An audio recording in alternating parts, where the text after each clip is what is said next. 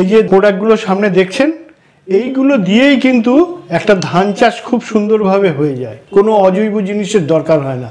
এই প্রোডাক্টগুলো কখন কিভাবে ব্যবহার করবেন এবার বলি। যে বীজতলা তৈরির সময় এই রিগেন পাউডারটা বীজ ভেজানোর পরে প্রতি কেজিতে 5 গ্রাম করে মিশিয়ে কলাতে দেবেন। আর জমিতে রিগেন 200 গ্রাম প্রতি শতকে, ভিটাকেয়ার 50 গ্রাম, জেনোভিট 50 গ্রাম এটা দেবেন। আর সেরামিক্স গোল্ড 1 কেজি করে দিয়ে জমি তৈরি করবেন।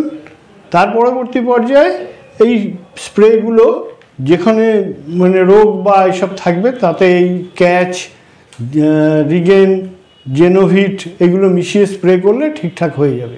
পোকার জন্য নিমিক্স গোল্ড প্রতি শতকে 10 গ্রাম করে বালির সাথে মিশিয়ে ছেটাবেন। এইগুলো দিয়েই পুরো ধান চাষটা কমপ্লিট হয়ে যাবে, কোনো অজৈব জিনিসের দরকার হবে না।